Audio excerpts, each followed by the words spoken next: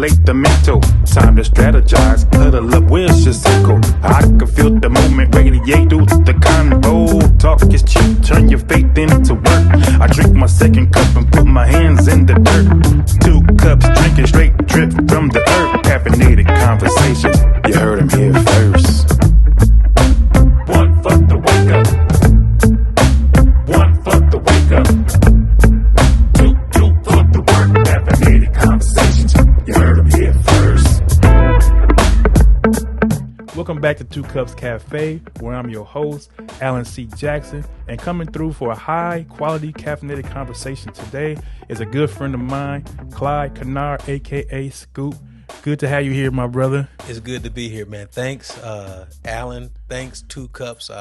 So happy to be here. I actually wanted to do this a while ago when you first started. I said, that's my boy right there. Yeah. I need to be on that. Yeah, I remember you told me, like, man, what's up with the podcast? But absolutely. Yeah, man, I'm so glad, man, you cut out time in your busy schedule, man, as a crazy entrepreneur here in our area just to come and have this conversation with me, man. It's my pleasure, man. Anything we can do, I really dig and love the content that you create.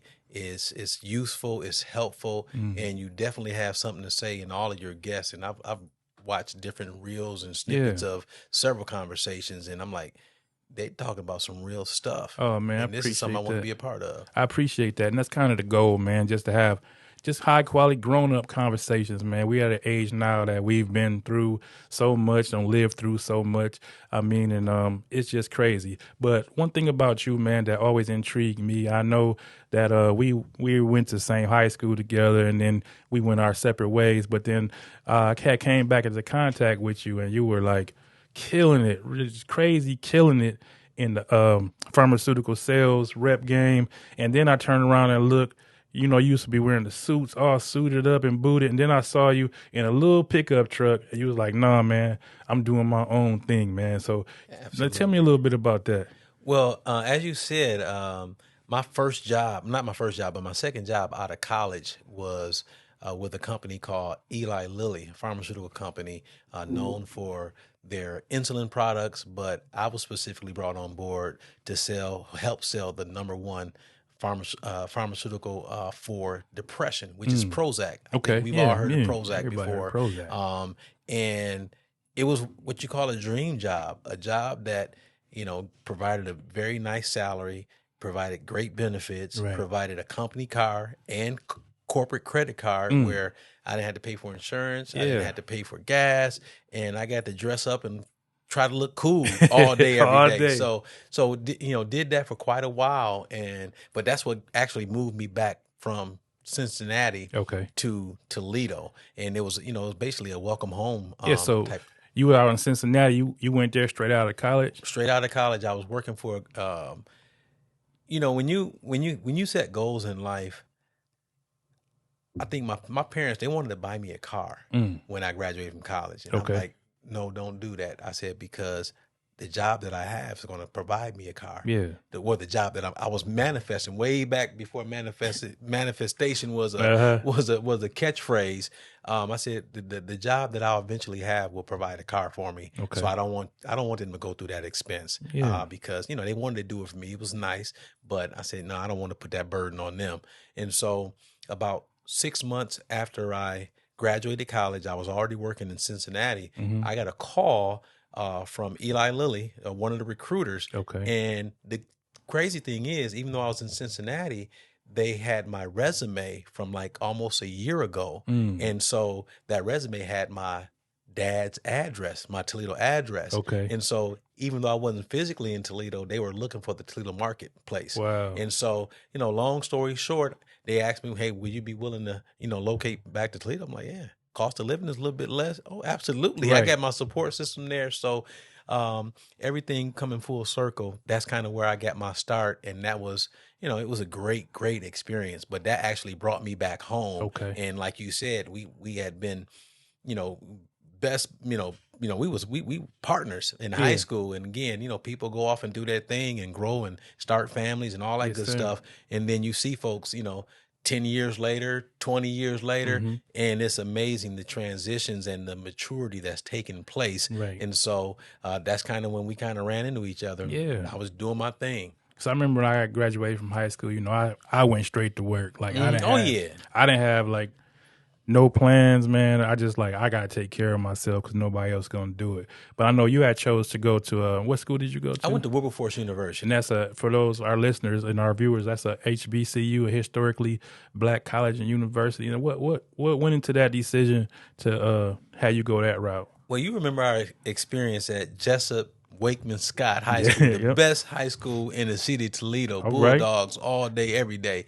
I would consider Scott High School my first HBCU experience. Okay. I mean, we were a family. We had big fun. We took care of our business, and it was just a great experience. So I wanted to replicate that type of experience on the next level. Okay. And so, but I also was kind of a hometown boy. I'm like, I don't want to go too far. I could have went down to, Clark, Atlanta, or, somewhere else. Right. But Wilberforce University and then Central State University, which are right in the same town, actually across the street from each other. Those were my two choices. Okay. And I decided that Wilberforce was the place for me. After checking the school out and just doing my own research, I was like, well, it's a smaller institution. It reminded me of high school personified, just like, on caffeinated high school, just on another level, man. Another level. A little 2 Cups reference there. So I made the decision, and I would say that, other than accepting Jesus Christ to be my Lord and Savior, and marrying my wife, Stephanie, one of the top 10 decisions in my life. That's beautiful. Not only going to school, but also, selecting that particular school to really, really help shape me into the man that I am yet still developing to become. Yes, sir. I know it's interesting because was education always a part of your plan? Because I know, man, you was getting money in school, yes, man, sir. cutting hair. Like I know we had a couple partners that was, cutting hair in the basement on porches, but man, you was in the shop. Man, I enrolled in the Renee School of Cosmetology. I was in the pursuit of getting a cosmetology degree. They had it where, even at 14 and 15 years old in high school, I was able to, learn and legally, perfect that particular craft. But hustle has always been in me. Yeah. I literally started working at the age of 5. Okay. We'll probably talk about this a little later, but in beauty shops and barbershops, that's kind of where I got my start. And so I've always been around that entrepreneurial type of mindset. Even the independent contractors who were in the beauty shops, they were their own businesses. You see how the health and beauty market has kind of just blown up. Right. And I kind of, thinking about it, guys getting their hair cut and paying $50 and $100 a week. Man, that was it was unheard of. Man, I should have opened me a barbershop. You know what I'm saying? And the crazy thing is the times change. And so when I look at it, I'm like, these folks were, had their own little practices. You know what I'm saying? It's just like a lawyer or a doctor. They have their own space, and they treat that space like it's their own business. And you can, grow that as big and bad as you want it to be. Yes, sir. So I've always had that that spirit of entrepreneurship, but I also knew that in that particular field, I didn't want to have a career where I would stand on my feet, pretty much the majority of the day. And so I said, I need to be able to do something else, because I always have a plan B and C. And so I was like, I want to get my education. Okay. And I don't believe that education, even a higher learning or college degree, I don't believe that that's the all, just that. I don't think that's everything. Right. But it opens doors. The way I look at it, it opens doors and avenues. Just having that piece of paper saying that I did the requirements, I passed the test, and especially if you're scoring well on those tests, it just shows someone else that, not only can they take instruction, not only are they disciplined, but they take initiative, and it can just open up a lot of different doors for you. And that's where that education kind of came in for me. And a lot of times you get to be around individuals who are focused on getting somewhere. Absolutely. You know what I mean? Because I remember, I went straight to a factory, and some of those older guys, they taught me some good lessons about just being a man and taking care of your family and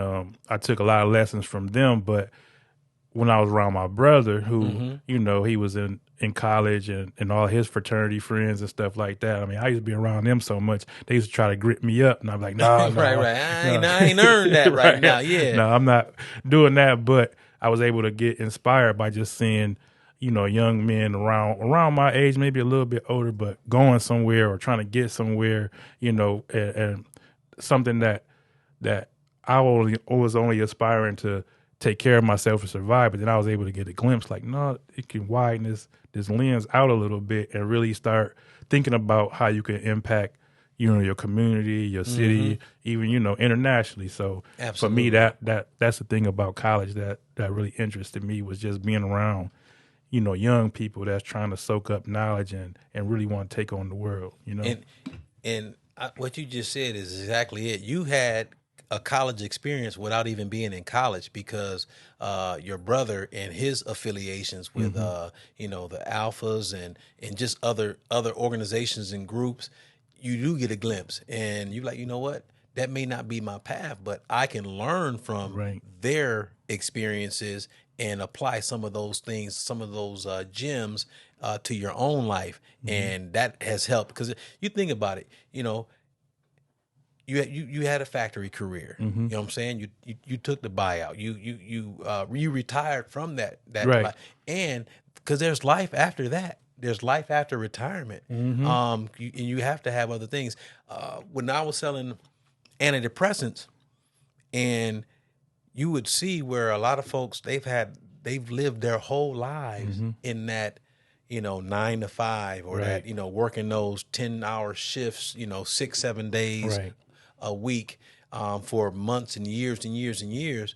And then what happens is, when they don't have anything else outside of that, and not saying that their family's not important, but that becomes not only what they do, but it becomes a little bit more of who they are. Who they are, right. And so when those guys retire, guys and, you know, gals retire, that's a great piece of their life that has gone away. And so we talked about the depression that kind of sets in, because when you don't have a purpose anymore, or, you know, not that that's the case for everybody, but for a vast majority of people, they place a tremendous amount of value on what they do. Exactly. You know what I'm saying? No, 100%. And that can kind of be a scary situation. And that's why, you know, me hearing those patient testimonials for people who have been on the drug or the prescription medication that I sold, that gave me more of a passion to be the best sales rep that I can be, because I knew that this particular product was really, really helping people get their life back. Wow. You know, and so, but that also gave me a warning to say, you know what, work is good, work is cool, but I'm going to have things going on outside of work with my family, with my community, with my church, with the youth, all these different opportunities, so that I'm not just a single silo, just, you know, staying in this lane and that's it. We have to broaden our horizon. So you was able to get a picture of mental health before men's mental health became a normal thing. Absolutely. So I remember back when you were doing that, nobody was talking about mental health, but you was able to gain insight. Absolutely. And through other people's experience, like you said, in testimonials, like, hey, you know, I'm doing this, but I really got to make sure that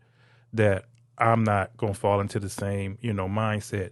And that's probably, I don't know, like, because both of your parents were business owners, right? Yes. Yep. So I don't know, like, when you were coming up, if you always knew that you were going to do this for a while, but I'm going to figure out how to do my own thing, or is that something that you just develop over time? I think I've always had when I graduated from college, even with my first job, my goal with any company was to see if I can last for 3 years. Okay. That was a major. How many years did you do at Chrysler? 15. He did 15 years.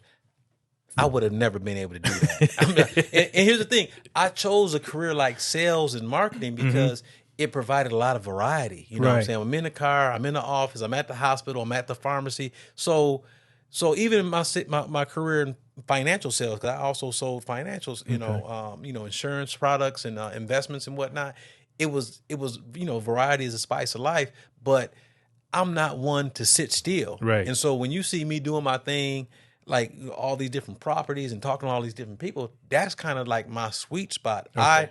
I feel most comfortable when I'm either talking or selling or just having those conversations with people and experiencing a lot of different things. So 3 years, and I'm talking about it was tough. I was like, because I would think that I didn't make it to a certain level, because I see all these people, man, they put in 20 years and 30 Right. years. And I'm like, that will never be me. Okay. Like, I'm not built for that. The only person I can stay around for more than 15, 20 years, that's going to be myself, my wife, and my kids. Right. Like, everything else, I can't. Gotta change it up. You got to change it up. And so, when I put in 3 years at Eli Lilly, I was like, I made it. And guess what? The ship was already going down. I was already going down. I was like, man, I got to do something different. Right. And so I moved on and did something else. But I learned and picked up a lot of lessons along the way, because, but when you know who you are, it's not difficult to make decisions that's going to be beneficial to you. Okay. A lot of people are scared or reluctant to make decisions that a lot of people would consider to be risky. Okay. But if it's for you and you know it and you feel confident about it, then you need to make that decision. Yeah. And I'm not saying do it without planning and Right. praying and covering your bases as much as possible. But, if you don't reach for it or don't go for it, then, you can be spending your life saying, what if? Yeah. So I noticed that when you branded your company, when you first came out, you called it Kynard Enterprises. Mm-hmm. Was that because you knew you were going to get into various avenues and you didn't want to paint yourself into a corner by just saying, Kynard's Automotive or whatever? Absolutely. Yeah. You want to, yeah. I knew that, because again, knowing myself, I need variety. Okay. You know what I'm saying? My first actual business was called Scoops Cuts. Okay. That's what I did that in high school. Yeah. When, like you said, we was cutting hair. I was at the shop. I was cutting. I think I was 13 years old. I got cards made up, and it was Scoops Cuts. That's what I was doing. I was cutting hair, and kind of fast forward until my entrepreneur journey started. I named my company, the first company, and it transitioned to Kynard. Okay. It was At Your Service Property Solutions. Okay. Because I knew I wanted to be in the space to do solutions, and I've done everything from educational consulting to, you name it, building and structures and whatnot. But it was at your service. I'm a servant at heart, meaning I love helping people. Right. I love helping people come up with solutions to their problems. Okay. And so whether that is a physical thing or maybe even an emotional thing, it may just be a conversation. Right. But I get not a kick out, but I get great fulfillment. It's a tank filler for you. Absolutely. From just, noticing a problem or issue and being able to help resolve that. Okay. That just, that just really, really, does it for me, because I know what it's like to have a problem that needs solving, For and sure. you don't know where to go. I like to be that breath of fresh air, that positive person that sees the cup is halfway full versus half empty. And so getting back to the transition to Kynard Enterprises, the Kynard name is known in our area. Right. And, some people say, maybe just have a more modern, a name that can be recognizable. And I said, you know what? I named my company, my feeling was, I'm going to name my company Kynard Enterprises, because first, it's going to be more than one lane that I want to travel on. Right. The second thing is my name. Right. I'm almost like my man in The Wire. My name is my my name. And so, I stand on that. Right. I can't run away from it. I run to it, and I don't hide behind it. Right. I stand in front of it. So I named it Kynard Enterprises, and things may change down the road, and depending on how big we get. Right. Because at the end of the day, that's what we have. Yes, our sir. name means Our a lot, name is everything, and especially in the business, in the service business, and you provide services. Yes. It's like great work. You know, I want it to be synonymous with excellence. I want that's how I see things going, and we've been fairly successful throughout the years. Oh man, that's great. So you said you had your first cards made up. You said you was 13. Yes, sir. You said Scoops Cut. Yep, Scoops Cuts. Scoops Yeah, Cuts. Yes. I still got one of them things, man. I Yeah, knew your name was Scoop before I knew your name was Clyde. Yeah. So where did Scoop come from? Man, that's a great transition. Then this is gonna get serious. My nickname Scoop, and I'll give you what the acronym. It's actually an acronym, and it has a little bit to do with my life story and you know, how God has had His hand on me since before birth. When my mom was, I believe it was 3 or 4 months pregnant, she acquired a disease that rendered her paralyzed from the neck down. So she had to be fed, she had to be bathed, she had to be assisted to use the restroom, and it's the issue or the disease called Barrow syndrome. And it's a paralyzation. You see it. I mean, it's been a couple, celebrities or whatever, where you get, they may, like, part of their face may be paralyzed, and there's no cure. They don't know where it comes from. It just happens. You wake up one day and it's there, but hers was from the neck down. And so the crazy part is, and my mom, even before now, she's a tremendous woman of faith right now. I truly owe her my life, because the doctor said, hey, if you don't abort this child, then there's a high probability that you won't even survive birth. You might not even survive term as far as actually carrying me. Right. So she had a tough decision to make. And on the flip side of that, or to add, I would say insult to injury, is there was no guarantee that I would survive birth. So they were saying, hey, if he does survive birth, there's a high probability that he will be either mentally or physically challenged or disabled. Right.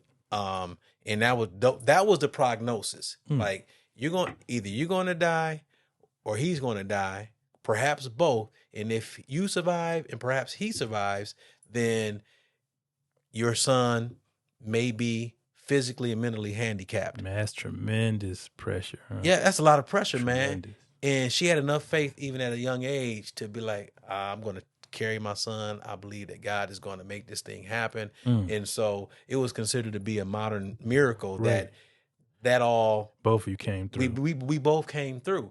And so I think it was the second or third day that I was home, I kind of stood up. Like, I mean, it ain't like I got hops now, but I had them back then when I was about a week old. And so she came up with the acronym SCOOP, which stands for Supernatural Capabilities of Overcoming Paralyzation. So that's my nickname. That's kind of what it means to me. Yeah. And that's kind of where, and that's why I will always have that nickname. Right. And so people say, I call you Mr. Kynard Scoop. Man, people know me as Scoop. You know me as Scoop. Yep. It doesn't bother me, because, titles and all that stuff don't really mean anything. I thank God that my mom was brave enough and had faith enough and belief enough that everything will be all right. That's powerful. And then she also, thank you, sir. And she also regained, feeling and whatnot. I think it was about a month after I was born. She regained.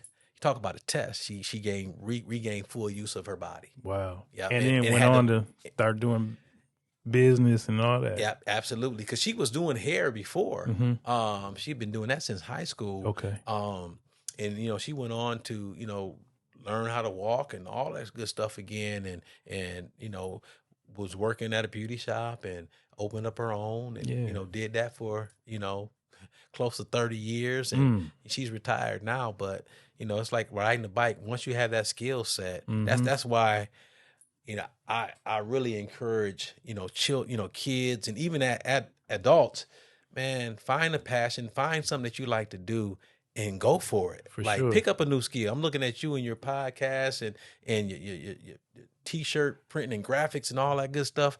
I'm like, man, he doing it. Like it's Appreciate that. new, Right. but it's different. And I just think, variety is the spice of life. I think for me, it's just I had to have a way to express myself. Back in the day when we were kids, it was, the old man might be in the garage. He'd have his car and he'd wrench on that car. Yep.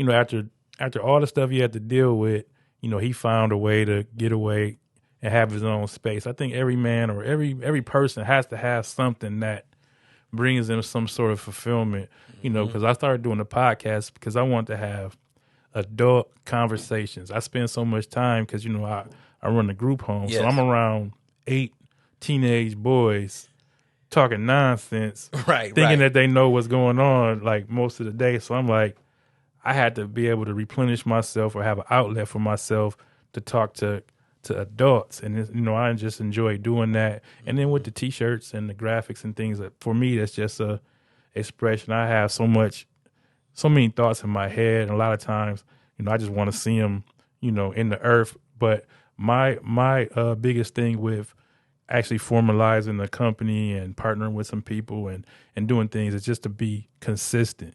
Absolutely. Because we know so many people that have talents and could do certain things, but the consistency is where a lot of times we drop the ball from having a hobby or just an interest to actually, monetizing things and taking it to, where it could have some longevity. Man, what you said is so key. I liken, just human existence. They say that we only use about 10% or so of our brain power.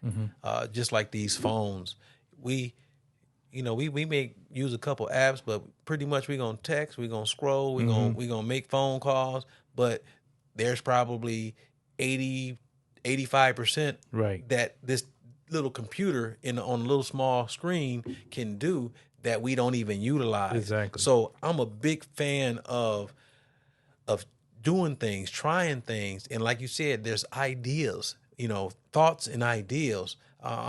I'm really big on writing those things down. Okay. Writing those things down and just kind of check them off as they go. Decide what you're interested in or passionate, and just choose one or two and go for it. You never know what it could make of it or what could come of it.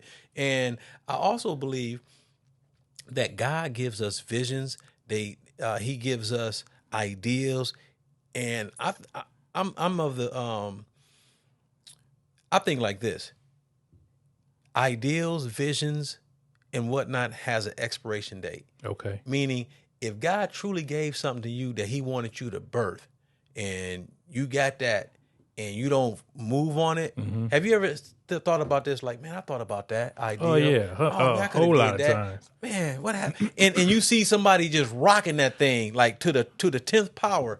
So I truly believe that when God wants something to, come into the earth, and he'll give it to one of His people, and if they don't pick up the ball and run and start making motion and movement toward that, He would drop that into somebody else's spirit, and they may come in and they may just put it to, like you say, the consistency. They may just put it in action because to Him, it doesn't matter which vessel it comes out of. If He has a purpose for society, have a purpose for His people, He gonna make sure it gets there. Right. He don't need your help. You know what I'm saying? It's gonna happen one way or the other. Definitely. So I've just been of the mindset that if He gives me something, then it's on me to back it up and make it happen. Yes, sir. Yes, sir. And that's crucial because, I overcame a lot of, I don't want to say self-doubt, but just the way that I approached things was like, I don't have to be, the one doing it. I don't have to be out front. But then I had got this conviction that, but what if you need to say something to somebody? Like, what if the information that you have, that person won't receive it unless you give it to them. Absolutely. And that's another reason why, I wanted to do the podcast, because I know we're such in a celebrity society that they feel like if you don't have a name that somebody won't receive it. And, we get the misconception that it depends on who it comes from. Right. But, I just believe certain things that there's not about a respect of persons, like the information or the things that get imparted, it doesn't matter. Like the truth is the truth. And so like when you being out there talking to people, making connections, making relationships, yeah, it might be a master class online about it. Yeah, it might be 100 TikToks about it, but they might not get it unless you say it. Absolutely, it becomes real and personable to them.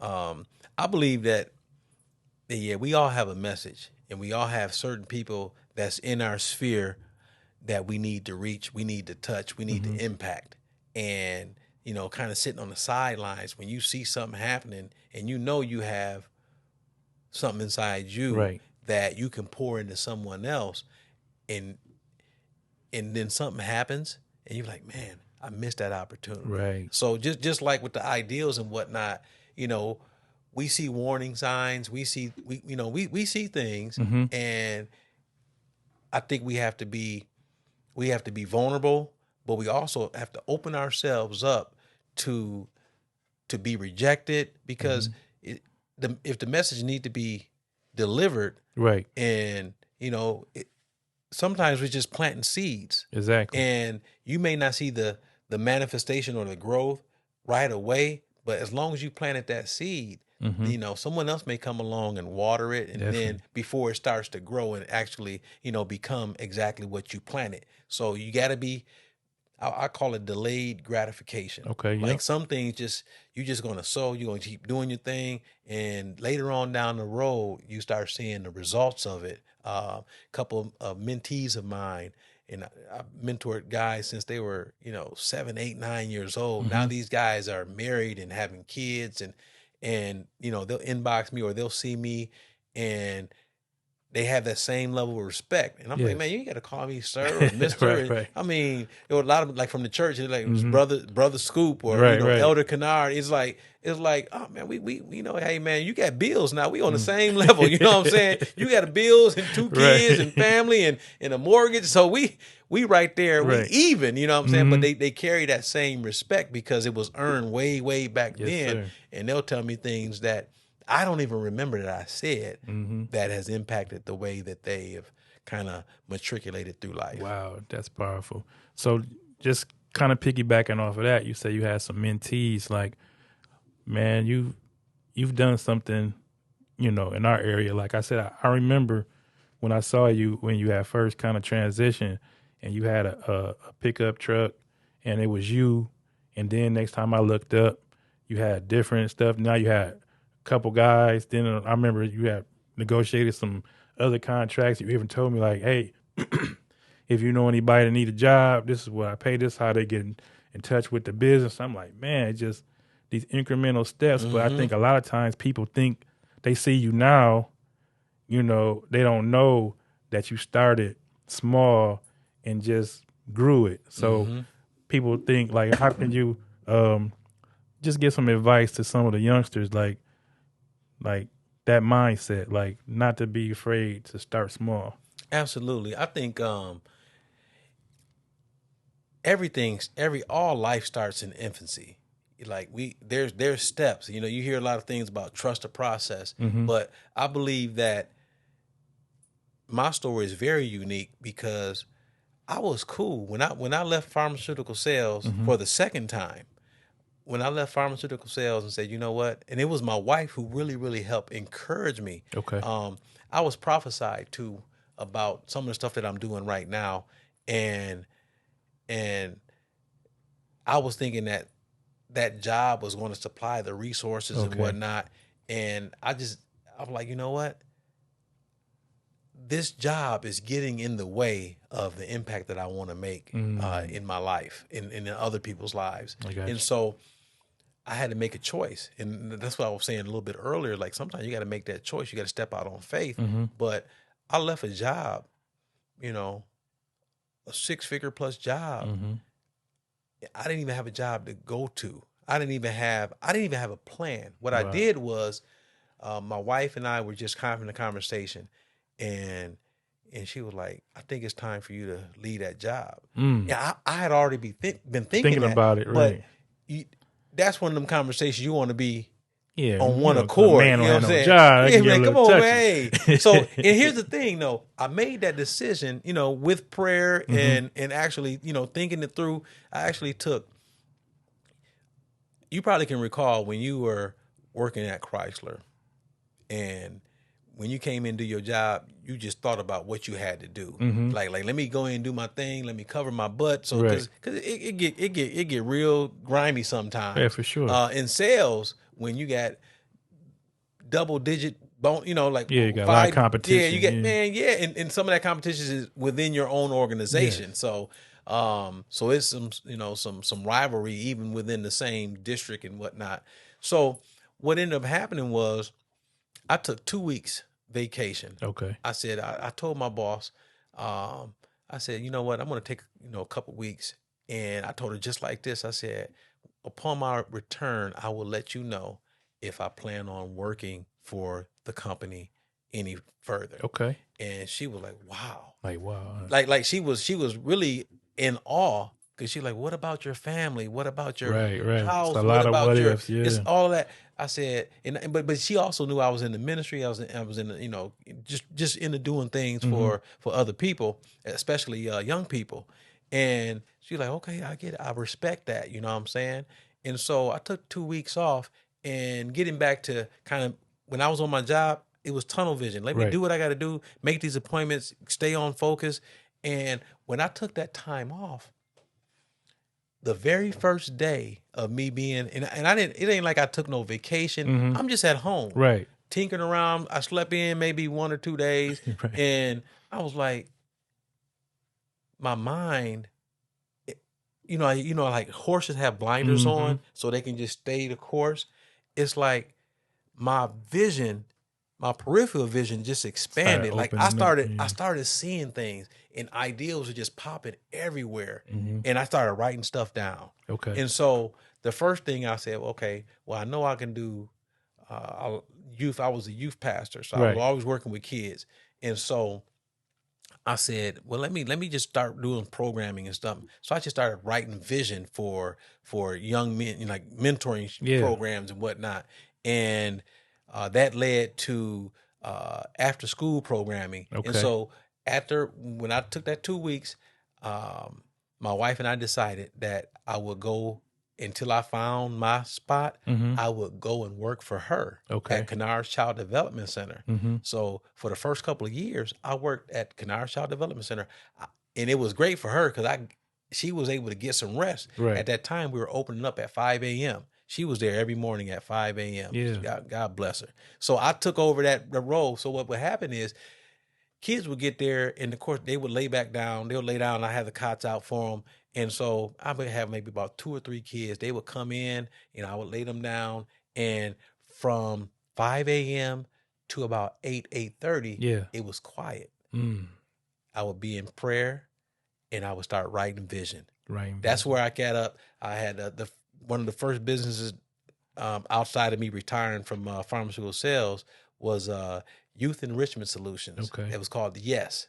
So I would go in and just write curriculum. I mean, and again, I had no teaching background or anything, but God gave it to me. I wrote it down. I had the vision, and those programs became after-school programs. It became a statewide tutoring program. We tutored over 2,000 kids in a couple-year period across the state of Ohio, and it just became other things. And you know how when you got something going, it just leads to bigger and better. Exactly. And so I had a huge passion for what happens with kids during the summer. Okay. Like they call it summer brain drain, where all they're doing is playing. And I said, let me come up with a summer enrichment program that's educationally based, but also has entertainment and what you call that? Not extracurricular activities, but enrichment activities such as art, music, dance, work, exercise, field trips. And so I came up with I called it was Camp Swag. Okay. Camp Swag stood for Students Who Achieve Greatness. Okay. And so we did that for 3 years. Yeah. And I was able to, be sub-recipients of grants from EOPA at the time, which is now Pathway, LMHA, which is now Lucas Housing Authority. And so I was able to partner up with organizations who had a community enrichment criteria to service their communities. And so we did these things for a number of years. And I'm still thinking about God still working with me on bringing some of that stuff back, because that's really my true passion. But what happens is, funding goes and it comes, and I got into property services. It was a hobby. Okay. Like one of my mentors was like, Clyde, you got one of the nicest yards in the neighborhood. He said, this is what we were doing our tutoring program. Yeah. So I was basically making my yearly salary in about 3 or 4 months. Okay. So I would recruit during the summer, and then we would, provide services. Implement it, and then you absolutely. I'm chilling, what I'm saying? So, but I was doing really well doing that. And so he said, man, you got a great yard. He said, why don't you get a truck? You get you a truck and a trailer and just, and so going back to that truck that you saw, I had a 1987 Dodge Ram 50. Not a 1500. It was a 50. 50. It was I don't even know if I think it was a quarter ton truck. I mean, but it had a little plow on it. But it was enough for me to get to what I needed to do. Yes, sir. And so, not to make a long story even longer, it started off very, very small. Yes. There's some people that wouldn't even drive a Dodge Ram 50. Right. You know what I'm saying? But it was a little beater. It lasted me about 2.5 seasons. And so we started with 10 customers my first year.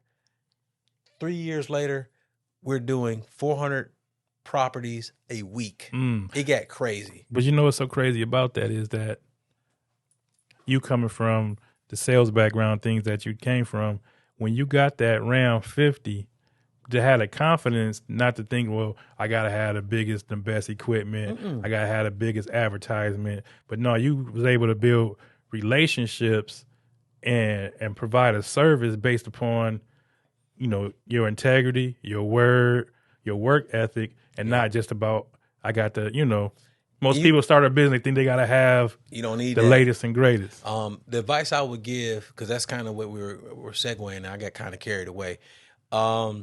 Start small, start where you're comfortable, and you grow as you pick up opportunities. But you got to gain that confidence too. I'm such a different person at 48 than I was at 38. Okay. And I thought I was that dude, right? 10 years ago. And so like I can have a conversation just like that, and I know I can feel a room out. I can know, hey, is this going to be good for me? And also, never be desperate. Yes. Meaning, have the confidence, know your worth, know your value, and like my prices are only negotiable if I choose for them to be negotiable. Right. And so profit is not a dirty word. You can't give it away. Right. Unless that's what your strategic plan is to offer some services at a discount in order to build up. But we don't spend any money on advertising. I don't even do Facebook sponsorships. Right. Because I feel that organic growth is the way to go. Like I want it to all be natural. Yes. I don't need any fluff about what it is that I do. And so when you're confident and you're competent in what it is that you do, you can, I'm not going to say name your price, but the market comes after you. You can stand on whatever it is you feel that absolutely is worth. I'm going to stand on this, and if you don't want it, that's cool. fine. That's okay. Yeah. I'm not going to say I take pleasure, but I thank God that I'm in a position now that when I'm talking to a client, we're interviewing each other. Right. You're interviewing me to see if you want us to do the job, but I'm also interviewing you to see if I want you as a client. You might be like, I don't want to do this job. I do that sometimes. and sometimes, I let them know. I say, hey, we would love to work with you based on that conversation. I said, but, you have to meet this criteria in order to do it. That's one of the reasons why I don't just show up and do estimates. You have to, you've done an estimate with me before. You have to go to my website. Right. You have to request what you want. Yes. And you talking about consistency and follow through. if you don't have the respect enough to follow my process, then you're not going to be a client that we want to work with. I like that. Yeah. I like that. So, and again, I got grief about that when we first started. I bet you did, because if people know you, like, yeah, man, hey man, come on by, man. I call you, like, I see you in traffic, just come by, man. What you doing tomorrow? I'm like, well, yeah, this is what you do. yep. Hey, slow your roll, big fella. And the crazy part about that is because that does happen. You know, and I'm a nice guy. I'm talking, but when I put that business shift on, Yeah. I really keep it business because I don't want the personal to be skewed, Right. or you know, either one way or the other. You know what I'm saying? And so I do. We go through the process, and because you have to respect that, and I'm gonna show up, do what I got to do, and if we can do business, we can do business. If not, it's never gonna be hard feelings because guess what?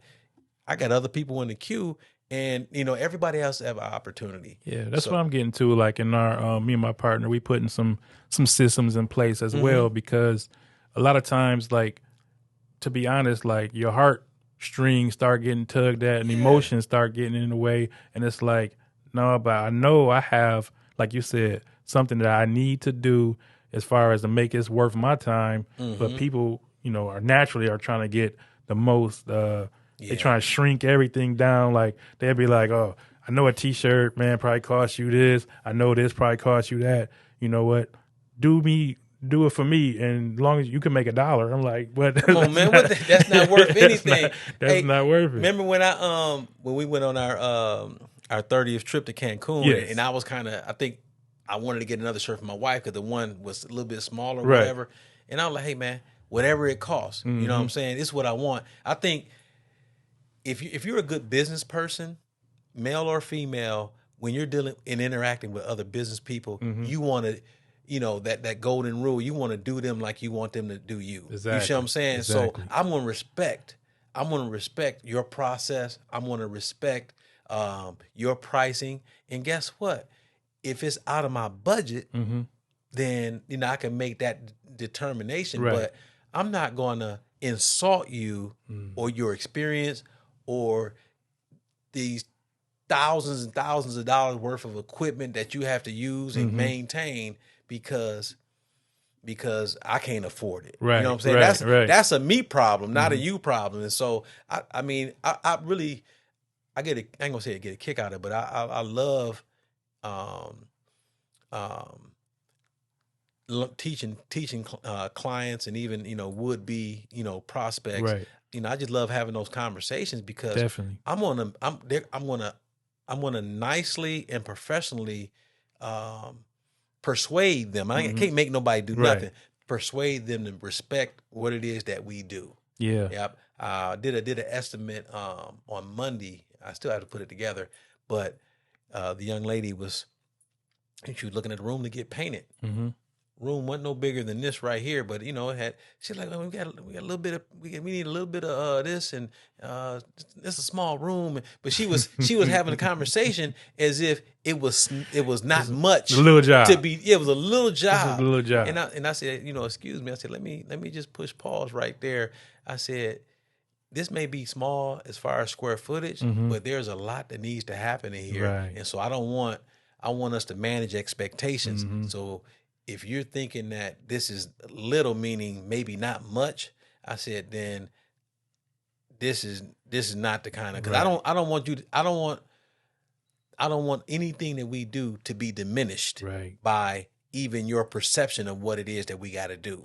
So I'm sensitive. You can probably tell I'm sensitive about that because I know what it's worth. Right. And then I know what it's worth for us to do it, but we're going to give you top-notch work at a fair price. For sure. Yeah. I mean, as long as it's within the market, you know what I mean?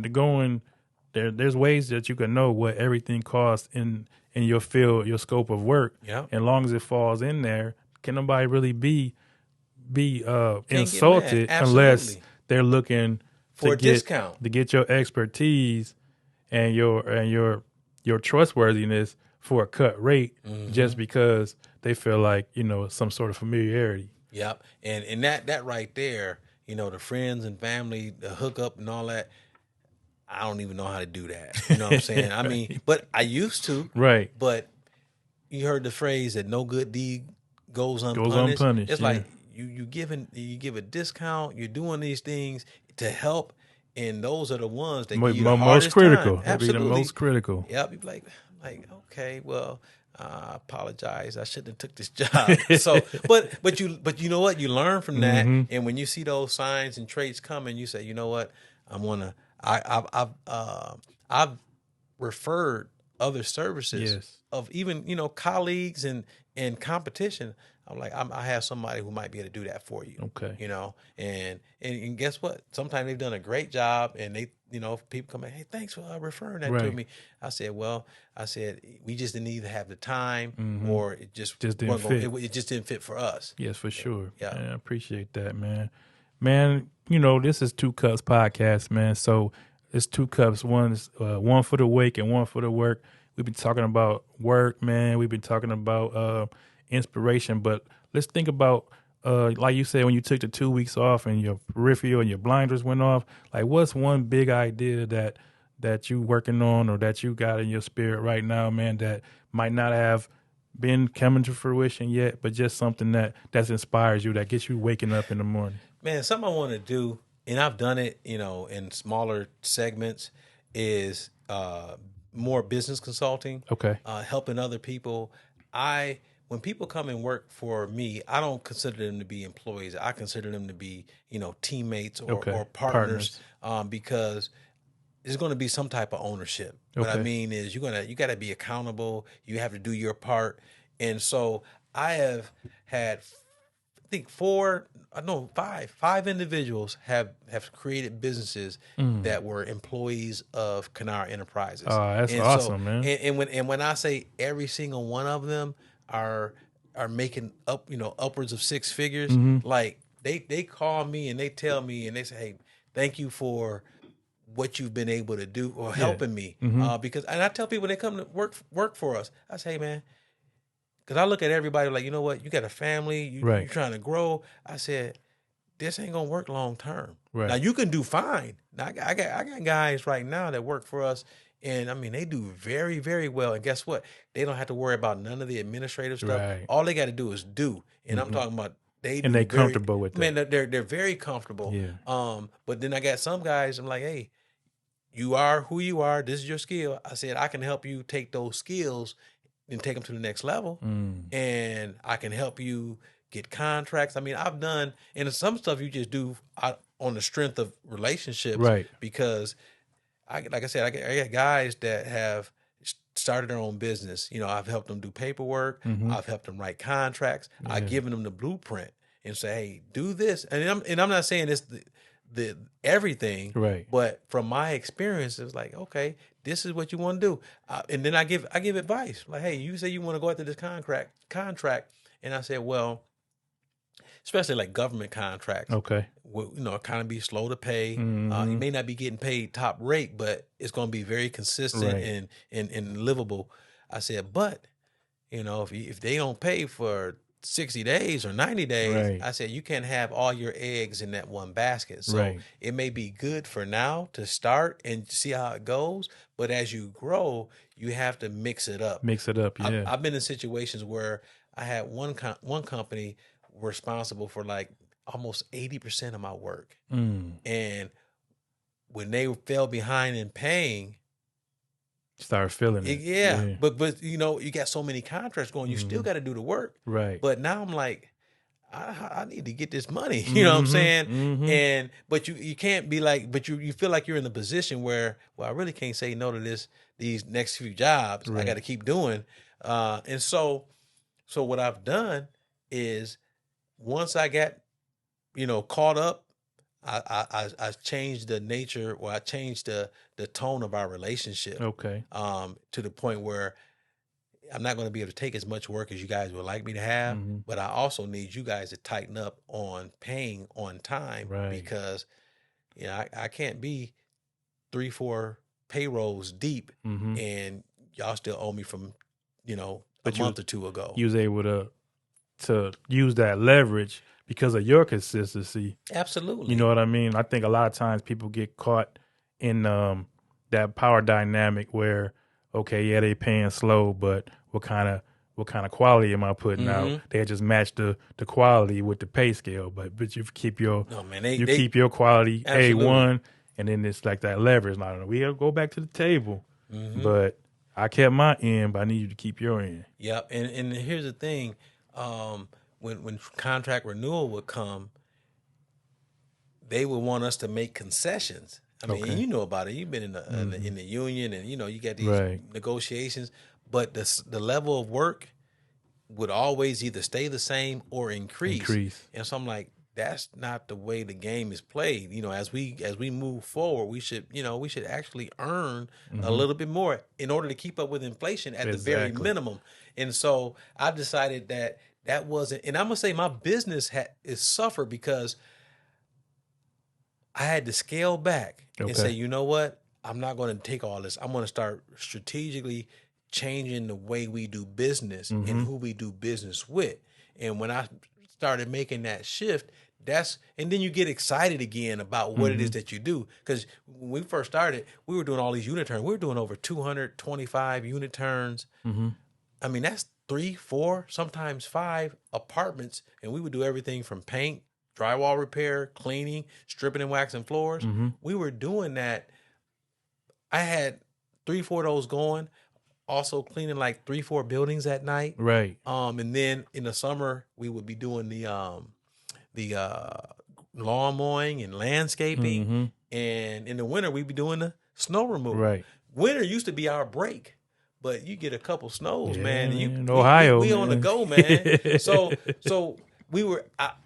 You talk about being a jack of all trades. Right. I do have several mastered, but we were just doing a whole lot, and we still do a lot. But I cut out lawn care. Okay. We still do landscaping because you get in, stay for a couple of days, get out.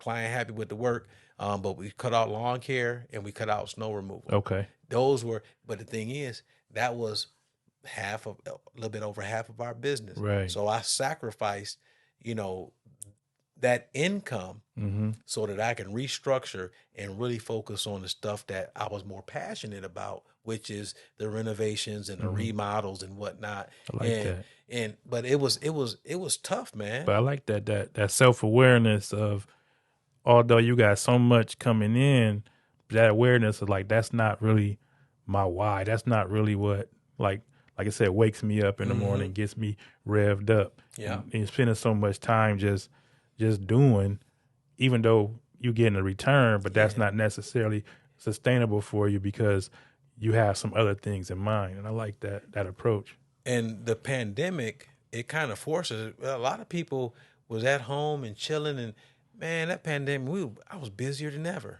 Like once I convinced my wife that I need to get out there and get it, you know what I'm saying? Because she wanted me. She was FaceTiming me, and I put my mask on real quick. I was out there. I was just out there, man. You was out there naked face. Yeah, man, naked face, just showing it all.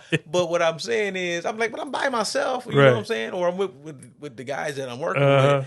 But it really slowed us down, and I appreciated that slowdown. Right. But guess what?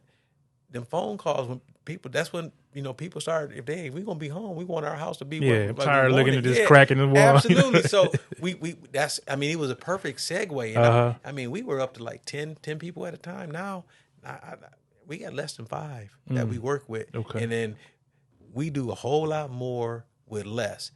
Less people. We're spending less.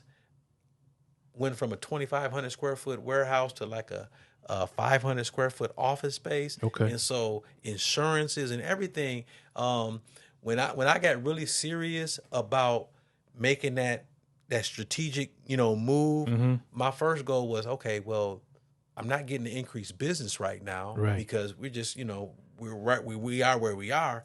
I said, well, let me see how I can make a few more $1,000s a month. All right. I got this office space right here. I got all these trucks right here. Now these trucks, they're not even moving right now. You know what I'm saying? So I said, we're going to sell this. We're going to move out of this space. And I think within a 2-month period, we were able to chop like $3,500 a month. Just in expenses. In expenses. I'm talking about not like not revenue producing Right. expenses, just straight overhead, up, yeah, just plain overhead. overhead, Yeah, we yeah. got.